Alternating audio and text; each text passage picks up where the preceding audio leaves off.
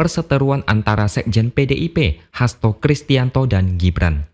Hasto mengkritik Gibran, lalu Gibran membalas. Begitu seterusnya sampai sekarang masih berlangsung.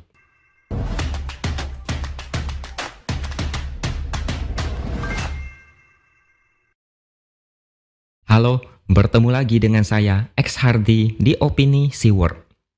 Sejak MK melakukan sesuatu yang menyakiti demokrasi dengan mengabulkan perkara nomor 90, peta politik langsung berubah sangat drastis. Dulu kawan, sekarang menjadi lawan. Dulu melawan, sekarang menjadi menjilat.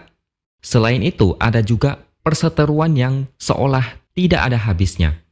Salah satu contoh yang paling jelas adalah perseteruan antara Sekjen PDIP, Hasto Kristianto dan Gibran. Hasto mengkritik Gibran, lalu Gibran membalas. Begitu seterusnya sampai sekarang masih berlangsung. Adu mulut ini sudah terjadi sejak Pilpres 2024. Saat debat keempat, Hasto mengkritik penampilan Gibran. Dia bilang Gibran sudah jauh berubah, lebih emosional, jauh dari sosok Jokowi. Gibran disebut banyak terpengaruh dari Prabowo. Gibran kemudian membalas dengan kalimat singkat. Dia bilang, terima kasih atas masukan dan kritikannya. Begitu juga saat Hasto menyebut banyak kebohongan yang dilakukan Jokowi kepada PDIP selama menjadi kader partai. Dia juga menyinggung soal sosok Pinocchio. Gibran lalu membalas dengan mengucapkan terima kasih dan menyebut Hasto paling oke. Sebenarnya, di balik balasan Gibran yang singkat, ada semacam sindiran halus. Gibran tidak mau meladeni sehingga dia menyindir dengan sindiran halus. Begitu juga ketika Gibran berharap Jokowi bisa diberi waktu untuk bertemu dengan Megawati. Hasto ragu dengan ucapan Gibran itu. Hasto balik bertanya pada wartawan, apakah itu benar? Siapa tahu itu bohong, karena mereka sudah beberapa kali dibohongi. Gibran lalu membalas, ucapan Hasto ini sangat meresahkan. Bahasa Hasto meresahkan. Gibran merasa dia selalu berpikir positif dan Hasto selalu berpikiran negatif. Dia optimis pertemuan Megawati dan Gibran bisa terwujud. Yang namanya silaturahmi itu baik. Kontestasi politik sudah selesai, saatnya bermaaf-maafan. Bergandengan tangan memajukan Indonesia. Ucapan Gibran ini sebenarnya agak arogan, kalau menurut pemikiran saya. Ada nada sombong dan arogan, tidak mau berkaca dan introspeksi diri. Kalau memang dia selalu berpikiran positif, kenapa Gibran tidak kasih contoh dengan langsung bertemu Megawati? Kalau berpikiran positif, harusnya dia yakin Megawati akan membukakan pintu kepada dia kapan saja. Mau datang, langsung datang aja dan ketemuan. Harusnya Gibran datang ke sana, bertemu Megawati dan membuktikan ucapannya sendiri.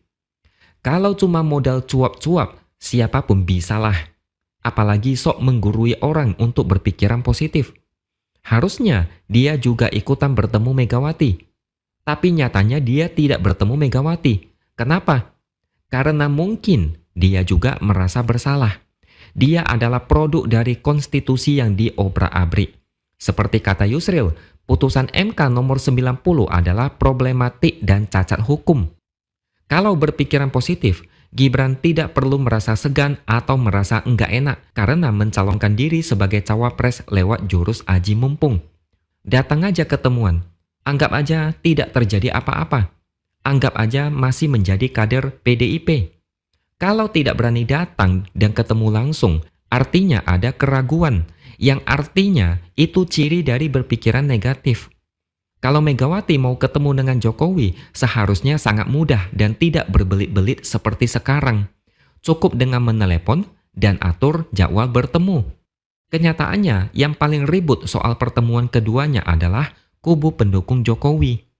PDIP aja kelihatan malas dan tidak tertarik.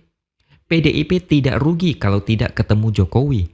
Jokowi yang merasa rugi karena dianggap meninggalkan partai secara tidak baik-baik. Sikapnya berubah total. Kalau tidak ada pertemuan Megawati dan Jokowi, yang paling rugi adalah Jokowi sendiri. Hasto bilang PDIP seringkali dibohongi oleh Gibran. Ini sebenarnya bukan tuduhan, tapi memang ada banyak buktinya. Contohnya, ketika ditanya soal maju Pilpres, Gibran bilang dia tidak ada planning. Dia santai aja, mengalir apa adanya. Bahkan dia pernah bilang, dia tidak berambisi jadi cawapres. Dia masih mau fokus di Solo. Kalau dia berambisi, dia bilang dia bakal keliling Indonesia dan memperkenalkan diri ke masyarakat. Berkali-kali ditanya, jawabannya selalu mirip. Dia merasa belum cukup umur. Saat itu belum ada gugatan ke MK. Dia juga merasa kurang berpengalaman, harus banyak belajar. Tapi makin kesini, sikapnya makin mencurigakan. Apalagi saat MK mau memutuskan perkara nomor 90. Ketika putusan itu gol, Gibran menjadi pembohong. Dia mencalonkan diri sebagai cawapres. Ngakunya mau fokus di Solo. Ngakunya masih belum punya pengalaman. Ngakunya tidak berambisi, tapi semuanya omong kosong. Begitu juga ketika dia ditanya soal pembuatan SKCK untuk mendaftar Pilpres. Gibran tidak mau ngaku. Dia menantang media untuk cari lokasi di mana dia bikin SKCK. Dia minta awak media jangan bikin berita yang menyesatkan. Tapi ternyata Gibran urus SKCK di Mabes Polri. Lagi-lagi Gibran berbohong. Jadi ada alasan kenapa Hasto mengatakan Gibran sering berbohong. Itu tadi 2 contoh yang kita tahu. Yang belum kita tahu mungkin ada lagi, dan PDIP mungkin lebih tahu. Tidak mungkin Hasto sembarangan bicara karena itu bisa menjurus ke fitnah. Gibran menyebut Hasto meresahkan, tapi lebih meresahkan mana? Ucapan Hasto atau tindakan Aji Mumpung memanfaatkan putusan MK yang bermasalah? Lebih meresahkan mana?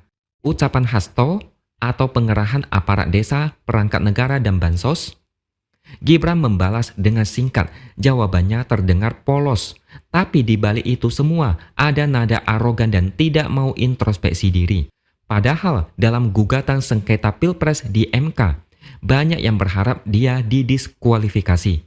Gibran bisa lolos pencalonan berkat jasa Ketua MK dan Ketua KPU. Itu jauh lebih meresahkan ketimbang ucapan Hasto yang kalau dipikir-pikir lagi ada benarnya juga. Saya prediksi perseteruan antara Hasto dan Gibran tidak akan berhenti dalam waktu dekat. Bahkan bisa saja terus berlangsung sampai bertahun-tahun kemudian. Apalagi kalau PDIP jadi oposisi.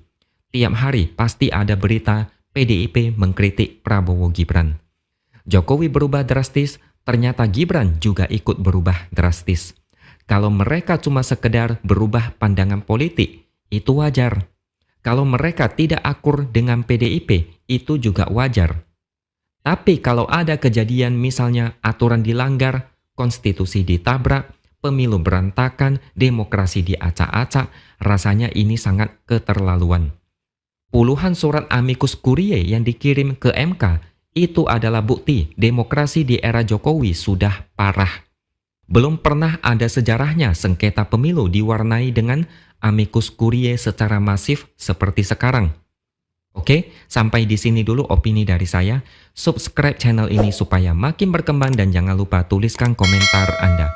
Terima kasih sudah menonton dan sampai jumpa lagi di lain kesempatan.